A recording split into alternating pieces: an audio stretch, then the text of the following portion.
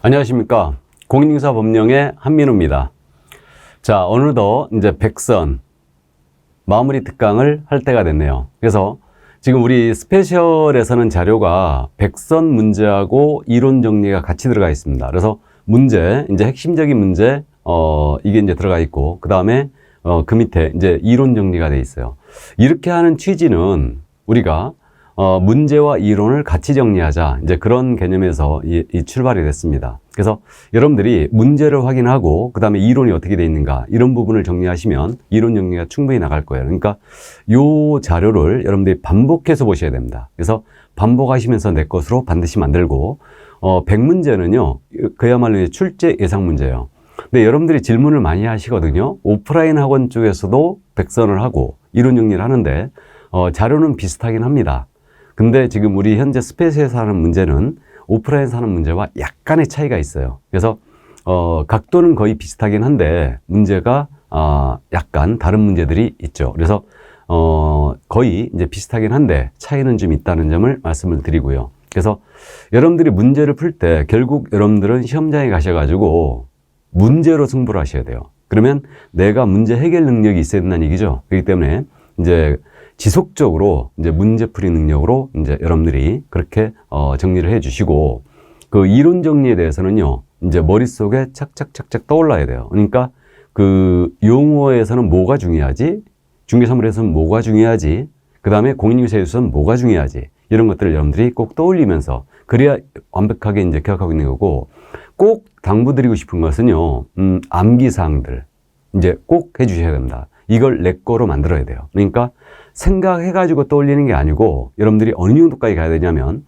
뭐 필취 사유다, 자격 취소다 그러면 팍팍팍팍 떠올려야 돼요. 그렇게 돼야 됩니다. 그러니까 반복하여 계속 이제 정리를 꼭 해주시기 바랍니다. 그래서 여유를 갖고 우리가 적은 시간이 남았지만 여유를 갖고 꼭 정리를 해주시기 바랍니다.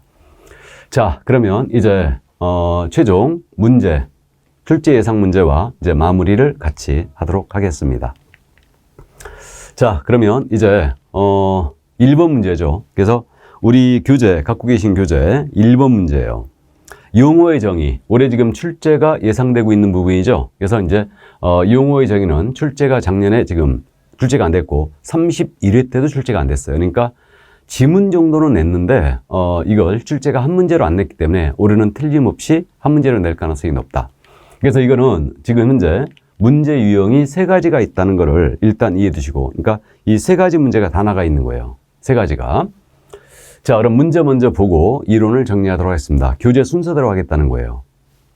그러면 용어의 정의가 바르게 된 것은, 그럼 이건 단순형 문제죠. 1번 문제는 용어의 정의의 단순형 문제다. 그럼 중개라 함은 이렇게 나왔어요. 그럼 여러분들이 어떻게 해야 되냐 그랬냐면 출발점을 꼭 기억하라고 그랬습니다. 그러면 부동산에 대하여 바로 X 나와버려야 돼요. 부동산에 대하여 틀렸습니다. 그죠? 중개대상물에 대하여, 아니면 법 제3조에서 정한 중개대상물에 대하여, 공인중개사 법령이 정하는 중개사물에 대하여, 이렇게 나와야 돼요. 그래서 X 바로 나가야 됩니다. 이래야 여러분들이 이제 탄력을 받고 있는 거예요. 그 다음에 거래당사가 매매교환 임대차를 알선하는 것을 말한다. 이것도 틀렸죠. 그러니까 임대차 그 밖의 권리의 득실 변경에 관한 행위가 나와야 되죠. 그죠? 예, 그래서 이것도 틀렸습니다. 그럼 1번 틀렸고, 2번입니다. 중개업이라 함은 이렇게 나왔어요. 그러면 다른 사람의 의뢰, 일정 보수 중개를 다른 사람의 의뢰가 꼭 나와야 되죠. 그러면 중개사무소에 개설 등록을 하고 바로 틀렸어요. 바로 틀렸습니다. 다른 사람의 의뢰, 일정 보수 중개를 여기까지는 좋았어요. 그래서 이게 틀렸고, 3번입니다. 개업공사라 함은 공인중개사로서, 자, 개업공사라 함은 이렇게 나왔어요. 그럼 개설 등록만 나와야 되죠. 그러니까 이 법에 따른 중개사무소의 개설 등록이 나와야 되는데 공인중개사로서, 쓸데없는 말이 들어갔습니다. 이건 공인중개사인 개업공사를 정의한 거예요. 그래 틀렸고, 4번 공인중개사라 함은, 그럼 자격 취득만 나와야 되죠. 그러니까 이 법에 의한 공인사 자격을 취득한 자를 말한다. 그럼 맞았죠? 예, 그래서 4번 정답이었어요. 그럼 5번입니다. 중개보조인이라 함은 이렇게 나왔어요. 그럼 공인중개사가 아닌 자로서 출발합니다. 그죠? 공인중개사가 아닌 자로서, 여기까지 좋았고, 개업공사 소속되어 여기까지 좋았고요. 중개업을 영위하는 자를 말한다. 틀렸죠? 중개대상물에 대한 현장 안내 및 일반 사무 등 개업공사의 중개 업무 관련된 단순 업무를 보조한 자라고 말한다. 이렇게 나와야 돼요. 그래서 5번도 틀렸네요. 그러니까 이런 단순형 문제는 푸는 요령을 꼭 이해를 해 두셔야 됩니다. 그죠? 그럼 여기서 지금 빠진 용어의 정의가 소공이죠.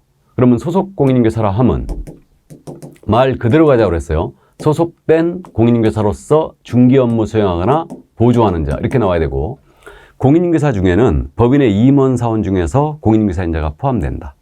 그죠? 소속공사에는 임원 사원으로서 공인인계사인자가 포함되죠. 됐습니까? 자, 그래서 1번, 4번 정답이었어요. 자, 그럼 2번 문제 볼까요? 이런 문제 유형이 있죠. 그러니까 판례의 태도를 묻는 문제예요. 그래서 판례의 태도, 이제 2번 문제가 이런 문제 유형이 있다는 거예요.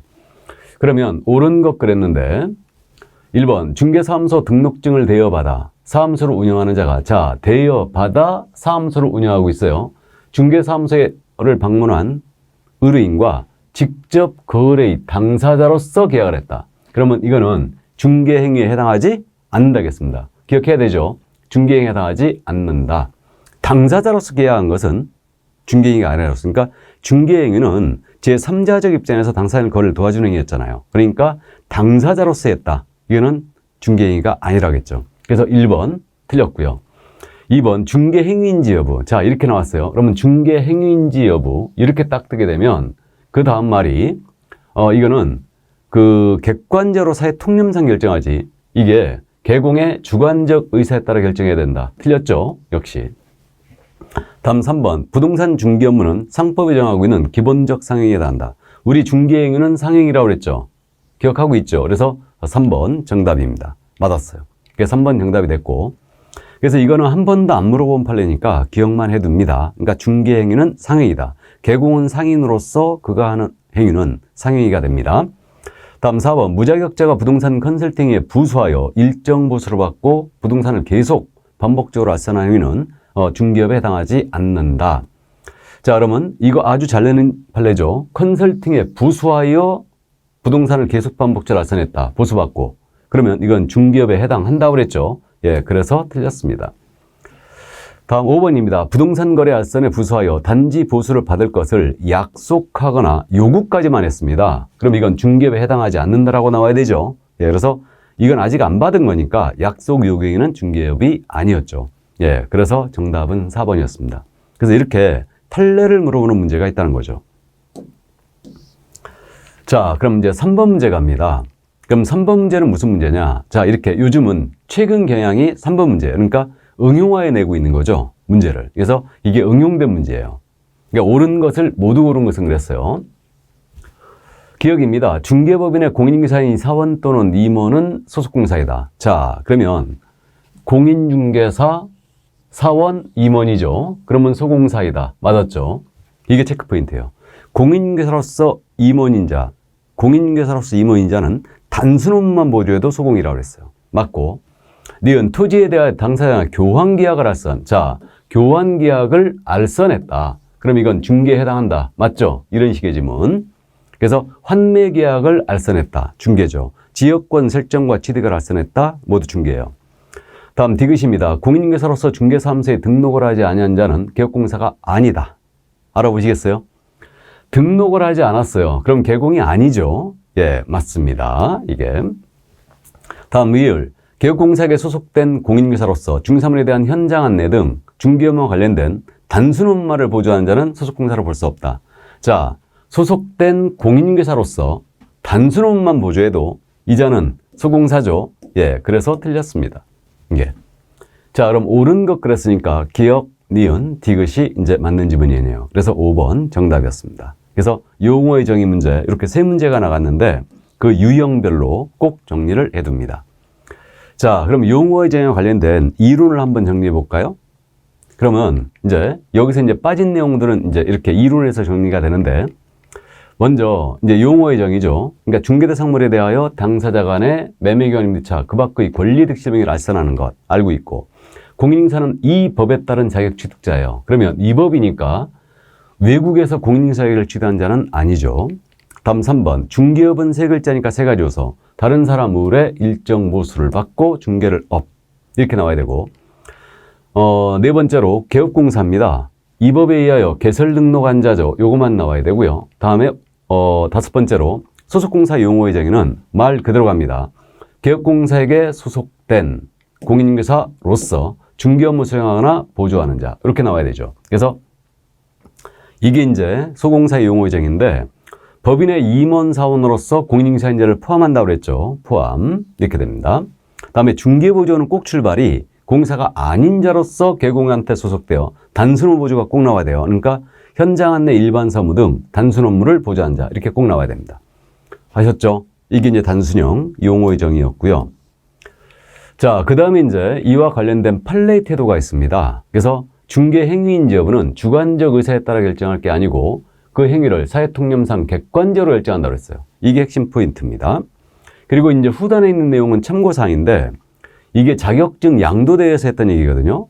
그러니까 자격증을 대여받은 자가 법률행위를 소개했어요. 거래행위를 소개했는데 그 거래행위가 강행법규에 반한 행위였다. 그래도 이건 자격증 대행위라고 한 사건이었죠. 그러니까 그 중개행위라는 것은 그 소개한 행위 자체가 강행법에 반하냐 안 하냐 이걸 따지지 않는다는 거예요. 그래서 소개라는 행위라 하면 모두 이제 중개행위로 볼 수 있다는 거죠.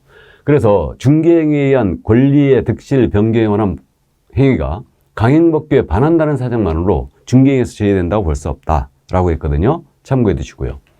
자, 그럼 8번 판례는 이거 특이한 판례 때문에 꼭 기억하라고 했죠. 대여받아 사무소를 운영하는 자예요. 이 자가 직접 당사자로서 임대차 계약했다. 그럼 이것은 중개행위에 해당한다고 볼 수 없다겠죠. 문제에서 확인했고 그 다음에 부동산 중개 업무는 이제 요건 상행이라고 그랬습니다. 상법에 정하고 있는 기본적 상행이고 그래서 개공이 보증각서를 써줬다. 그럼 이때는 그 행위도 상행위로 간주된다고 했습니다. 가볍게 이해해 두시고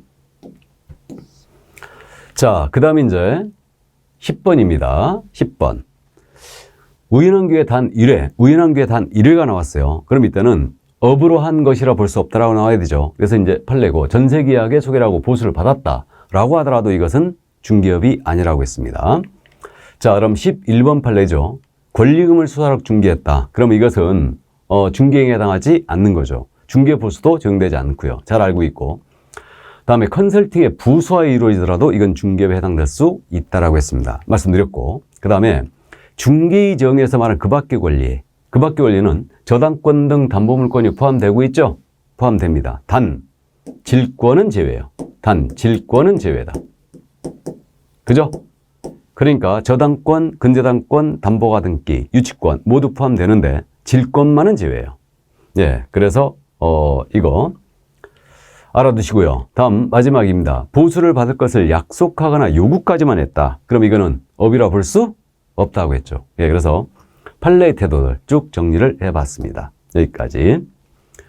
자, 그럼 이제 이론적인 내용, 용어의 정의를 다 살펴본 거예요. 그러면 이제 중개대상물로 넘어갈까요? 예, 중개상물. 그래서 파이널 체크 2입니다. 중개사물 넘어왔는데 이 중개사물을 지금 매회 출제하고 있습니다. 그래서 이 부분은 혹시 올해 이제 쉬지 않을까 이런 생각을 합니다. 왜 그러냐면 중개대상물에 대해서는 판례밖에 물어볼 게 없어요. 다른 거 잘못 내면 바로 오류거든요. 그러니까 가볍게 이제 정리를 해 두시는데 자, 그럼 문제로 확인합니다.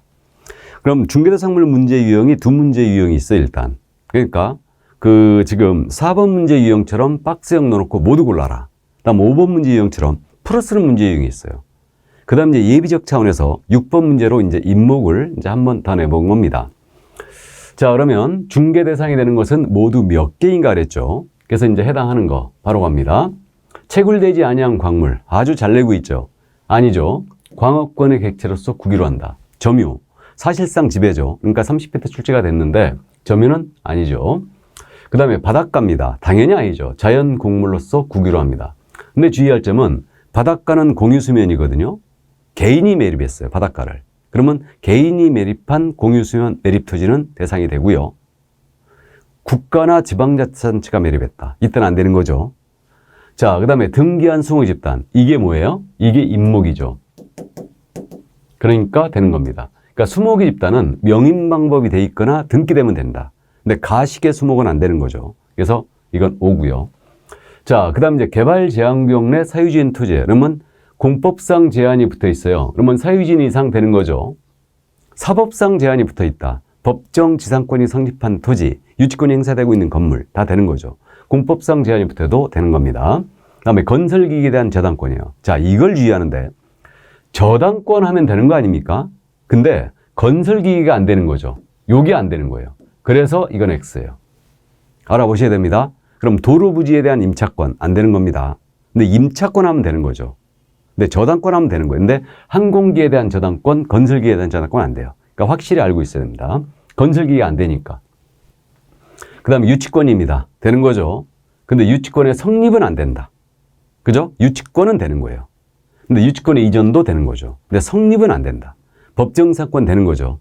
법정사건의 성립은 안 된다. 이게. 자, 그 다음 환매계약입니다. 되는 거 맞죠? 그 다음에 법정사건의 성립이에요. 그럼 이건 안 되는 거죠. 그러니까 요 시오다하고 지읒은 잘 안 물어보는 사항이죠. 19회 때 물어봤다가 정답 없음 처리되는 바람에 그 이해는 안 내고 있어요. 그래도 이해는 하고 계셔야 됩니다. 다음 가등기 담보권이에요. 이건 저당권과 똑같죠? 그러니까 되는 거고. 광업권이에요. 미책으로 광물을 채굴 하는 권리죠. 그러니까 당연히 안 되는 거예요. 광업권은 어업권, 특허권, 디자인권, 상표권 다 안 되는 거죠. 그래서 안 됩니다. 그러면 해당되는 것 그랬으니까 지금 하나, 둘, 셋, 넷, 5개죠. 그래서 정답이 4번인데 이게 5개가 4번에 있어요. 옮겨 적을 때 주의하는 겁니다. 그죠? 자, 그래서 4번은 정답이 4번이었어요. 자, 그럼 5번 문제로 갑니다. 이제 풀어쓰는 문제 유형이에요. 풀어쓰는 문제 유형 요즘 뭐 판례로 지금 엮어가니까 크게 어려움은 없습니다. 그러면 틀린 것은 그랬어요. 영업용 건물의 영업상의 노하우, 점포 위치에 따른 영업상 이점 등 무형의 재산적 가치는 중개사물이 아니다. 그럼 맞죠? 2번입니다. 주택이 철거될 경우에 대토권입니다. 중개사물에 해당한다. 틀렸죠? 아닌 거 잘 알고 있고요. 그럼 대토권의 거래를 소개했어요. 이건 중개가 아닙니다. 중개사물이 아니니까. 그죠? 다음 3번. 특정 동호수에 대한 피분양자로 선정되는 아파트 분양권이에요. 동호수가 지금 특정됐죠. 그러면 이걸 중개하는 것은 건물의 중개에 해당한다. 맞았죠? 예. 다음 4번입니다. 금전채권은 중개사물이 아니죠. 그럼 금전채권의 알선도 중개가 아니에요. 그죠? 예, 그래서 볼 수 없다. 맞고요. 다음에 세차장 구조물입니다. 쉽게 해체되거나 또는 이제 주벽이라고 할 만한 게 없었죠. 그러니까 해당하지 않습니다. 팔레이트 도자. 그래서 정답은 몇 번? 2번이었습니다. 예. 자, 그래서 5번, 2번이 정답이었고 이제 요즘 판례로 엮어가니까 크게 어려움은 없을 거예요. 자, 그러면 이제 6번 문제. 이건 이제 예비적 차원에서 임목 공장재단 광업재단 문제가 한 문제 나갔는데 이것은 지금 그 20회가 마지막 출제였어요. 특히 광업재단, 공장재단은 묻지도 않았거든요. 그러니까 임목에 대해서만 17회와 20회 때 물어봤는데 이거 외에는 물어본 적이 없습니다. 가볍게 이해만 해두세요. 틀린 것 그랬는데 임목 등록본부에 등록된 것에 한하여 임목 소유권 보증 등기를 할 수 있죠. 그죠? 등록본부에 등록돼 있어야 된다.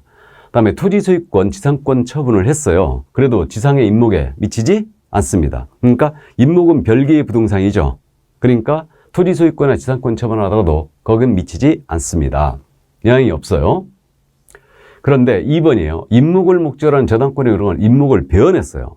배언한 임목에 그 토지로부터 불리는 수목에도 미치는 거죠. 그러니까 여기 미친다, 미친다 아니다. 1, 2번을 왜 나란히 배치는지 아시겠죠? 그러니까 이거는 저당을 잡았거든요. 임목에 대해서. 화재보험에 가입하고 저당 잡았는데 배언하여 분리된 임목에도 저당권 효력은 그대로 미칩니다. 근데 토지를 처분했더라도 지상권 임목에는 그 지상의 임목에는 영향이 없어요. 그죠? 예, 맞습니다. 다음 3번 임목인지 여부. 그러니까 지상의 수목집단이 등기한 수목집단인 임목이냐 아니냐 여부. 어디 보면 알 수 있다. 토지 등기로 표제부 보면 알 수 있죠. 표제부. 임목 등기번호가 여기 표시되어 있어요. 이게. 그러면 맞고요. 4번입니다. 등기관은 공장재단, 광업재단 소유권 등기했어요. 그러면 이때는 직권으로다가 그 해당 등기 기록이죠. 해당 등기 기록 중 해당 구에다가 공장재단에 속했다는 사실을 기록하게 돼 있죠. 그죠? 그래서 토지 건물이 재단에 속했는지 안 속했는지는 이건 해당구로 보면 알 수 있다. 그래서 이걸 둘이 대비하여 정리해 주시고 이건 해당구다. 그 다음에 이제 5번입니다. 공정재단, 광업재단 소유권 보존 게 있어요. 저당 잡아야 되죠. 몇 개월 내에 잡아야 된다? 1년이 아니고 10개월 내에 저당을 잡아야 되죠. 이게. 그래서 5번 틀렸습니다. 정답이었어요. 그래서 여러분들이 지금 기억해야 될 것을 위주로 일단은 지문이 나갔습니다. 자, 그래서 중개대상물에 대한 문제가 이제 다 확인을 해봤거든요. 그러면 이제 이론 정리를 잠깐 해볼까요? 핵심 파이널 체크입니다. 자, 그럼 중개대상물에 해당하느냐 안 하느냐인데 안 하는 것들 위주로 기억해야 됩니다. 그러면 토지 건물 입광공은 들어가고 한필지 일부 우허 건물 다 된다고 그랬고요. 다음에 도로 예정지인 사유지 공법상 제한이 붙어야 되는 거고 유치권에 제한이 되고 있는 건물도 되는 거죠. 그런데 금전채권 안 됩니다. 자동차, 기계, 선박, 항공기 다 안 되고 온천수 등도 안 되는 거죠.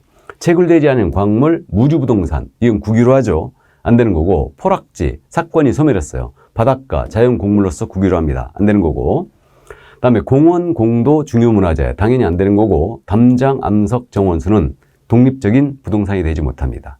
토지의 구성물에 불과하죠. 안 되는 거죠. 그래서 중개대상물에 대해서는 사적 거래가 가능해야 된다. 그렇기 때문에 국공유재산은 안 되는 겁니다. 행정재산 안 되는 거죠. 그죠? 그래서 안 되는 것들 위주로 정리를 해주시고 이걸 봤을 때 눈에 쏙쏙 들어오면요. 정리하고 있는 거예요. 여러분들이. 자, 그 다음에 중개대상 권리가 되느냐 행위가 되느냐 이 문제인데 중개대상 권리가 되기 위해서는 기본적으로 중개대상물의 성립이 가능해야 되고 이전성도 있어야 되죠. 그럼 중개대상물의 성립이 안 되기 때문에 안 되는 것들이 있으니까 그러니까 안 되는 것들을 기억하는데 질권 중개대상물에 성립하는 거 아니죠. 그러니까 안 되는 거예요. 동산질권, 다음에 광업권, 어업권, 산업재산권, 저작권, 신지식재산권 다 안 되는 거죠. 중개대상물의 성립이 안 되는 거니까. 그 다음에 이전성이 없어서 안 되는 게 있어요. 그게 바로 분묘기지권이죠. 분묘기권은 이전한 순간 소멸이에요. 그러니까 안 되는 것들 위주로 기억합니다. 그럼 나머지 소유권, 지상권, 지역권, 전세권, 임차권, 저당권, 가등기 담보권 다 되는 거고 유치권, 법정상권, 법정저당권, 부동산 환매권 다 된다고 그랬어요. 그래서 중개사물의 성립이 가능하고 이전성이 있기 때문에 되는 겁니다. 그러면 중개대상 행위가 되느냐? 이거는 중개 개입이 가능해야 된다. 조건이. 그러면 개입이 불가능한 행위들은 안 되는 거예요. 그럼 안 되는 것들 위주로 또 기억하는데 상속, 수용, 기부채납, 국가에 헌납하는 거죠. 경공매, 이거 증여, 환매권에 기한 환매, 점유 다 안 돼요. 유치권의 성립, 개입 여지 없죠. 법정형사는 성립, 법률의 규정에 성립하니까 안 되는 거고 저당권의 성립 다 안 되는 겁니다. 법정저당권 성립. 그죠? 그러니까 안 되는 것들 위주로 기억해요. 그러나 이제 매매, 교환, 임대차 다 되는 거고 환매, 계약은 되는 거예요. 환매 자체는 안 된다고 그랬죠. 환매 자체는. 뒤사오는 것 자체. 증여가 안 되듯이. 근데 환매, 계약은 되는 겁니다. 자, 그래서 이렇게 돼요. 그러면 이거는 모두가 법률의 행위임을 알 수 있어요. 중개대상행위는. 그죠? 이 정도. 그래서 안 되는 것들 위주로 정리를 해주시면 돼요. 됐습니까? 이 정도. 유치권이 왜 되는지 아시죠? 근데 유치권의 성립만 안 되는 거예요. 근데 이제 주의할 점은 그거죠. 상속된 토지예요. 된다, 안 된다? 되는 거죠. 그러니까 경매는 안 된다고 그랬죠. 그럼 경매 안 된다고 했는데 경매 개시결정 등기가 된 아파트예요. 되는 거죠, 이거는. 이해되시죠? 그래서 이제 이렇게 이 관계 정확하게 이해를 해 두셔야 됩니다. 예. 자, 그러면 이제 중개대상물에 관련된 이제 판례의 태도를 볼까요? 그러면 중개사물인 건물에는 기존의 건축물뿐 아니라 장차 건축될 특정의 건물, 이게 분양권이죠. 그래서 동호수가 특정이 됐거나 피분양자로 선정되거나 분양계약이 체결된 후에요. 이 분양권 거래 중개는 건물의 중개죠. 이게 분양권 관련 판례고. 자, 그 다음에 이제 2번입니다. 특정 아파트에 대해 입주할 수 있는 권리가 아니고 당첨이 되면 분양 예정자로 선정될 수 있는 지위를 가리키는 입주권이에요. 이건 안 된다고 그랬죠. 그래서 입주권은 원칙 안 된다. 다만 예외적인 게 있다. 그래서 이제 이게 3번 판례가 그거 아닙니까? 예외적인 거. 지금 6페이지로 갑니다. 교재. 그래서 이게 아직 분양계약이 체결되지 않았다. 동호수가 피분양자가 선정되거나 분양계약이 체결되지 않았다 하더라도 장차 예정된 동호수 추첨이 분양 대상으로 정해져 있는 세대를 특정 피분양자에 대하여 분양 목적물로 확정해 준 절차에 불과하고 피분양자가 아파트를 분양받는 것 자체는 보장되어 있을 뿐만 아니라 대상 아파트 전체의 건축이 완료됨으로써 분양 세대들이 객관적으로 존재합니다. 그럼 분양 목적물의 현실적인 제공 또한 가능한 상태에 이르렀다면 분양 대상물이 상당히 구체화되어 있다. 그러니까 당첨이 되는 순간 어느 집에 들어갈지 정해졌다. 이렇게 나오면 이 입주권은 중개 대상물인 건물이라는 거죠.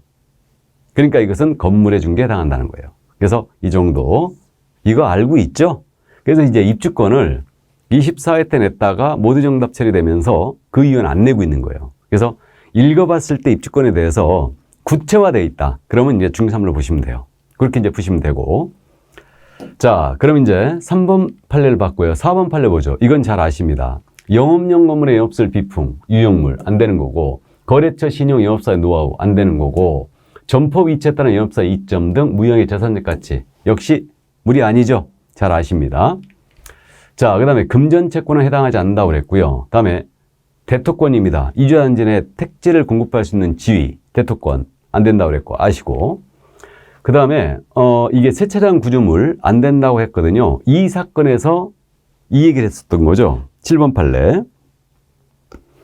중개대상물인 건물은 민법상 건물에 해당하는 건축물에 한정된다. 그죠? 그러니까 지붕이 있고 기둥이 있고 주벽이 있어야 된다. 그리고 나아가 정착물이 된다. 그러니까 세차장 구조물은 주벽이라고 할 만한 것도 없고, 그 다음에 정착물에 해당하지 않는다 이거예요. 쉽게 채되니까. 그래서 아니라겠죠.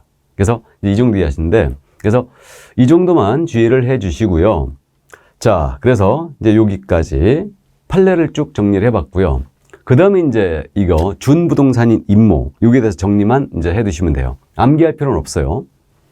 임목 등록원부에 등록된 의사 하나여 임목 소유권 모두 등기가 된다고 그랬고, 표제부에다가 임목 등기로 표시한다고 그랬죠. 그러니까 임목인지 여부는 표제부를 보면 알 수 있다고 그랬고, 다음에 임목은 토지와 분리하여 처분 가능하고 토지 소유권 지상권을 처분하더라도 임목에 영향이 없다고 그랬어요.